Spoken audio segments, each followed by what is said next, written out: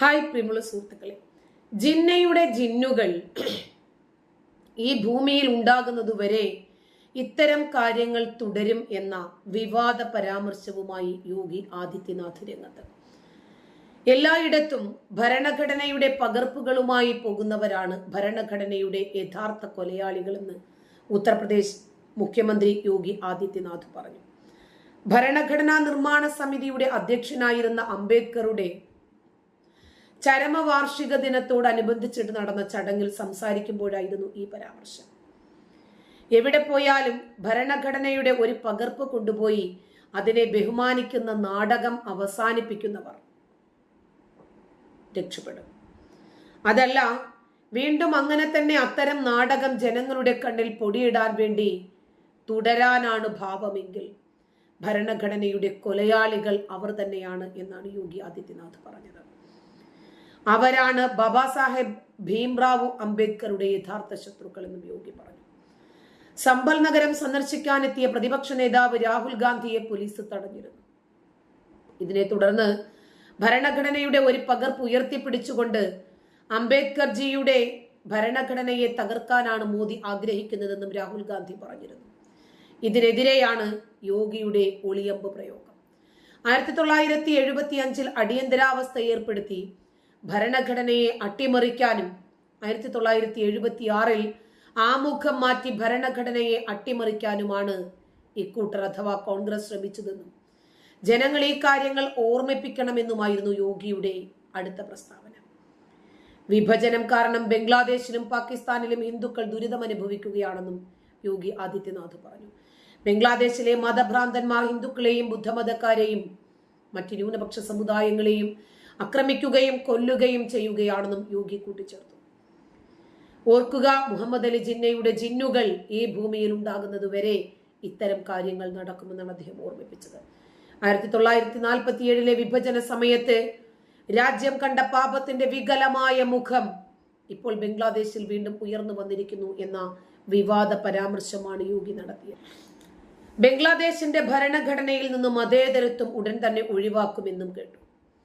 ഇതിനായിട്ടുള്ള നീക്കങ്ങൾ സജീവമായി തീവ്ര ഇസ്ലാമിക സംഘടനയായ ജമാഅത്തെ ഇസ്ലാമി തുടങ്ങി വെച്ചിട്ടുണ്ട്.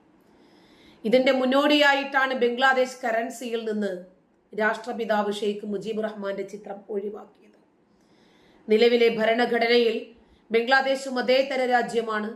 രാജ്യത്തിന്റെ ഔദ്യോഗിക മതം ഇസ്ലാമാണെങ്കിലും ന്യൂനപക്ഷ സംരക്ഷണവും മതേതരത്വവും ഭരണഘടന വിഭാവനം ചെയ്തിട്ടുണ്ടായിരുന്നു. ബംഗ്ലാദേശ് ഭരണഘടനയിൽ ഷെയ്ഖ് മുജീബുർ റഹ്മാൻ രാഷ്ട്രപിതാവാകണമെന്നും രേഖപ്പെടുത്തിയിട്ടുണ്ട്. അടുത്ത ഘട്ടമായി അതും നീക്കം ചെയ്യുമെന്നാണ് കേൾക്കുന്നത്. 2 ആഴ്ച മുമ്പാണ് ഭരണഘടനയിൽ നിന്നും മതേതരത്വം നീക്കം ചെയ്യാനുള്ള നടപടികൾ യൂനിസ് ഭരണകൂടം തുടങ്ങിയത്. ഭരണഘടനയിൽ നിന്നും മതേതരത്വവും സോഷ്യലിസവും നീക്കം ചെയ്യണമെന്ന വാദം അറ്റോർണി ജനറൽ മുഹമ്മദ് അസമൻ ഹൈക്കോടതിയിൽ ഉന്നയിച്ചു. കൂടാതെ ബംഗബന്ധു എന്നറിയപ്പെടുന്ന ബംഗ്ലാദേശിന്റെ സ്ഥാപക നേതാവിനെ രാഷ്ട്രപിതാവായി കാണേണ്ടതില്ലെന്നും അസ്മാൻ പറഞ്ഞു. വളരെ കൃത്യമായിട്ടാണ് യോഗി ആദിത്യനാഥ് ചില വിഷയങ്ങൾ സൂചിപ്പിക്കുന്നത്. തീവ്രവാദം ലോകം മുഴുവനും വരിഞ്ഞു മുറുക്കുമ്പോൾ ഇന്ത്യക്കെതിരെയും ഇതേ തീവ്രവാദ വെല്ലുവിളി തന്നെ നടക്കുന്നുണ്ട്. അന്താരാഷ്ട്ര തീവ്രവാദിയായി പ്രഖ്യാപിച്ച മസൂദ് അസറിനെതിരെ പാകിസ്ഥാൻ കർശനമായ നടപടി സ്വീകരിക്കണമെന്ന ആവശ്യവുമായി ഇന്ത്യ ഇന്നൊരു പ്രസ്താവന ഇറക്കിയിട്ടുണ്ട്. ഇന്ത്യയെ ആക്രമിക്കണമെന്ന പ്രഖ്യാപനവുമായി ജെയ്ഷെ മുഹമ്മദിന്റെ കേഡർമാരെ കഴിഞ്ഞ ദിവസമാണ് മസൂദ് അസർ അഭിസംബോധന ചെയ്തത്. ഈ പശ്ചാത്തലത്തിലാണ് ഇന്ത്യയുടെ പുതിയ ആവശ്യം. മസൂദ് അസർ ഇന്ത്യക്കെതിരായ അതിർത്തി കടന്നിട്ടുള്ള ഭീകര പ്രവർത്തനത്തിൽ പങ്കാളിയാണ്. അയാൾക്കെതിരെ ശക്തമായ നടപടി വേണമെന്ന് ഇന്ത്യ ആവശ്യപ്പെടുന്നതായി വിദേശകാര്യ മന്ത്രാലയ വക്താവ് രൺധീർ ജയ്സ്വാൾ പറഞ്ഞു. മസൂദ് അസറിന്റെ ആസ്ഥാനം സംബന്ധിച്ച് പുറത്തു വന്ന പുതിയ റിപ്പോർട്ടിന്റെ അടിസ്ഥാനത്തിൽ പാകിസ്ഥാന്റെ ഇരട്ട മുഖമാണ് തുറന്നു കാണിക്കുന്നതെന്നും അദ്ദേഹം കൂട്ടിച്ചേർത്തു.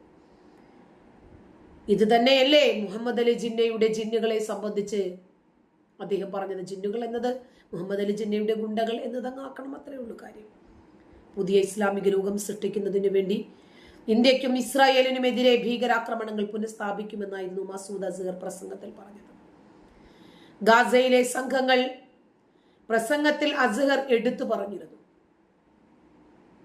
അവിടുത്തെ സംഘങ്ങളെക്കുറിച്ചും സംഘർഷങ്ങളെക്കുറിച്ചും ഇനിയുള്ള ലക്ഷ്യങ്ങളെക്കുറിച്ചും ഒക്കെ അദ്ദേഹം പറഞ്ഞു. ഈ സാഹചര്യത്തിൽ ഈ പ്രസംഗം അടുത്തിടെ നടന്നതാണ് എന്നാണ് കരുതുന്നത്.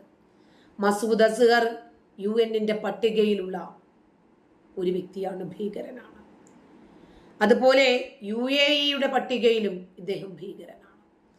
ഇയാൾക്കെതിരെ ശക്തമായ നടപടി സ്വീകരിച്ച് നിയമത്തിന് മുന്നിൽ കൊണ്ടുവരണമെന്നും രൺധീർ ജയ്സ്വാൾ പറഞ്ഞു. സായുധ പോരാട്ടത്തിലൂടെ കാശ്മീർ പിടിച്ചെടുക്കണമെന്ന് മസൂദ് അസ്ഹർ പറയുന്നുണ്ട്. ബാബരി മസ്ജിദ് വിഷയവും മസൂദ് അസ്ഹർ ഉയർത്തുന്നുണ്ട്. ഇന്ത്യയെയും ഇസ്രായേലിനെയും കേന്ദ്രീകരിച്ച് ആക്രമണം നടത്തണമെന്ന വ്യക്തമായ ആഹ്വാനങ്ങളും പ്രസംഗത്തിലുണ്ട്. പ്രസംഗത്തിൽ ഇന്ത്യൻ പ്രധാനമന്ത്രി നരേന്ദ്രമോദിയെ ദുർബലൻ എന്ന് പരാമർശിക്കുന്നു. നിലവിൽ ലക്ഷ്യം വയ്ക്കുന്നത് ഇന്ത്യയും ഇസ്രായേലുമാണ് എന്ന വ്യക്തമായ സൂചനയാണ് പ്രസംഗത്തിലുടനീളം മസൂദ് അസ്ഹർ ഉന്നയിച്ചുകൊണ്ടിരിക്കുന്നത്. അൽ-ഖ്വയ്ദയുമായിട്ടുള്ള ബന്ധത്തിന്റെ പേരിൽ UN സുരക്ഷാ കൗൺസിൽ അസ്ഹറിനെ അന്താരാഷ്ട്ര തീവ്രവാദിയായി 2019 തന്നെ പ്രഖ്യാപിച്ചിരുന്നു. കാഠ്മണ്ഡുവിൽ നിന്ന് ന്യൂഡൽഹിയിലേക്കുള്ള യാത്രക്കിടയിൽ ഹൈജാക്ക് ചെയ്യപ്പെട്ട ഇന്ത്യൻ എയർലൈൻസ് വിമാനത്തിലെ ബന്ദികളെ കൈമാറുന്നതുമായി ബന്ധപ്പെട്ട ധാരണയുടെ ഭാഗമായി തടവിൽ കഴിഞ്ഞിരുന്ന മസൂദ് അസ്ഹറിനെ ഇന്ത്യ നേരത്തെ തന്നെ വിട്ടയച്ചു. ഇതുവരെ 5 വർഷമായി ഇന്ത്യയിൽ തടവിൽ കഴിയുകയായിരുന്നു മസൂദ് അസ്ഹർ. ജെയ്ഷെ മുഹമ്മദിന്റെ സ്ഥാപകനായ അസ്ഹർ 2001 പാർലമെന്റ് ആക്രമണം, 2016 പത്താൻകോട്ട് ആക്രമണം എന്നിവയുൾപ്പെടെ നിരവധി ഭീകരാക്രമണങ്ങളുടെ സൂത്രധാരൻ കൂടിയാണ്. ഇന്ത്യയുടെ സ്വൈരം കെടുത്തുക, ഇന്ത്യയുടെ ക്രമസമാധാന നില തകരാറിലാക്കുക എന്ന ലക്ഷ്യത്തോടുകൂടി വർഷങ്ങൾ എത്രയായി ഇവർ ഈ പണി തുടങ്ങിയിട്ട് ഇന്ത്യക്കെതിരെ നുഴഞ്ഞു കയറി കാശ്മീരിൽ സ്ഥിരതാമസമാക്കിയ റോഹിംഗ്യകൾക്ക് തക്ക തിരിച്ചടിയുമായി ജമ്മു ജില്ലാ ഭരണകൂടം വന്നത് നമ്മൾ കണ്ടില്ലേ. 409ഓളം റോഹിംഗ്യകൾ താമസിക്കുന്ന ജില്ലയിലെ 14 സ്ഥലത്ത് വൈദ്യുതി, കുടിവെള്ള കണക്ഷനുകൾ ഒക്കെ വിച്ഛേദിച്ചു. ഈ 14 സ്ഥലങ്ങളിലും താമസിക്കുന്ന റോഹിംഗ്യകളാണ് എന്ന് അധികൃതർ പറയുകയും ചെയ്യുന്നുണ്ട്. ചെന്നിരാമ, സഞ്ജോവാൻ, നർവാൾ ബാല തുടങ്ങിയ പ്രദേശങ്ങളിൽ അനധികൃതമായി താമസിക്കുന്നവരാണ് ഈ റോഹിംഗ്യകൾ. അതേസമയം ഇവരെ ഉടൻ തന്നെ ഇവിടെ നിന്ന് പുറത്താക്കുമെന്ന് അധികൃതർ വ്യക്തമാക്കി. ഈ ഭൂമികളുടെ ഉടമകളുമായി ഇക്കാര്യം സംസാരിച്ചിട്ടുണ്ടെന്നും അധികൃതർ പറഞ്ഞു.